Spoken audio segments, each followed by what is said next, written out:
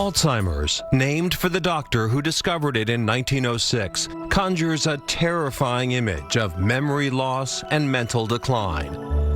Now, for the first time, the future holds promise, according to Susan Ankowiak of the Alzheimer's Association. We've had tremendous advancements in detection and diagnosis of Alzheimer's disease. We also have advances in treatments for the first time in our history. We have the opportunity to actually utilize medication to slow the progression for Alzheimer's disease for people with mild symptoms. One of those people is Adam Howitt of Wrentham. The native of England was living the American dream in New England with a loving wife, 2 sets of twins, and a lucrative career at Google. But just before his 50th birthday, life took an unexpected turn. I realized that I couldn't tie my tie, and I've always tied my tie. Soon, Adam began struggling with his handwriting and word recall, as well as keeping track of his kids' schedules. Adam says the troubles persisted, resulting in his departure from his job. And then, when applying for new positions, he struggled to focus during interviews. And then I went to my PCP and said, I'm wondering if there's anything going on that you can test. And he goes, we need to get you to a neurologist. And that's when Dr. Butler came in. Dr. Monroe Butler practices neurology at Brigham and Women's Hospital in Boston. There's been increased awareness about Alzheimer's as a disease, and our biomarkers, or the tests we have that are specific to Alzheimer's, have really advanced in the last 10 years. After Adam underwent a round of tests, the results were swift and surprising. He literally called me 2 hours later and said, I think you need to come home. He thinks I have early onset Alzheimer's. So you've had all of these symptoms, you're not sure what they are, you're in the doctor's office, and you finally get this diagnosis. How did that feel? What was your reaction at that moment? I went into the bathroom and just cried because I was so relieved that I have a diagnosis and not just like wondering what else could I be doing, you know?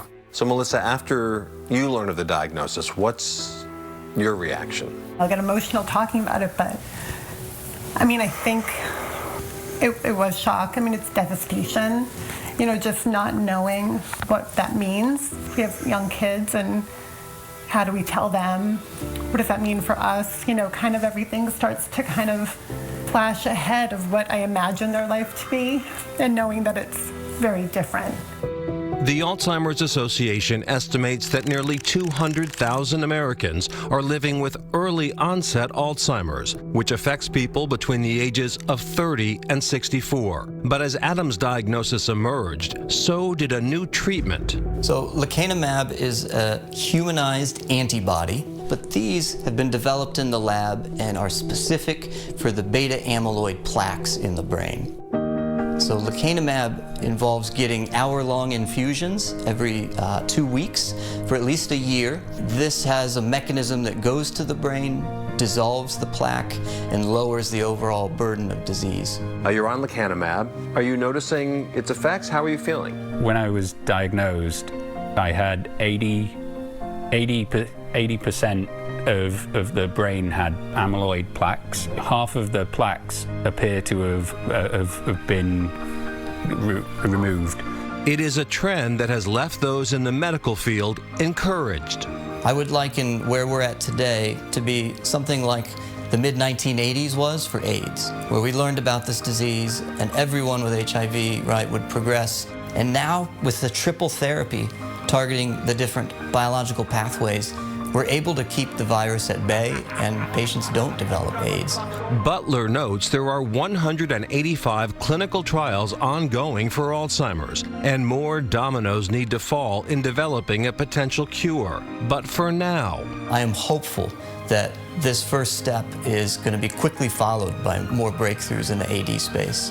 And for Adam and Melissa, a positive diagnosis for Alzheimer's has been countered by a positive outlook on life. One thing that I've always said about Adam He's an incredibly optimistic person, always. He's never one to just sit and sort of mope or complain. I do tell everybody that I have Alzheimer's when I meet them. I started that because I thought I didn't want people to think I was like an idiot. If I can't say a word or something, just give me some patience. Oh, absolutely. Yeah. And as you just saw, Adam is responding really well to treatments. In fact, the Howards just took a trip to Paris and had a wonderful time. And we'll have some information on lecanemab, the medication that he's taking, on our website. But it's not the only FDA-approved treatment for Alzheimer's. There's really a lot happening in this space, a lot of encouragement. As always, you can reach out to your doctor or the Alzheimer's Association for the very latest on treatments and medication.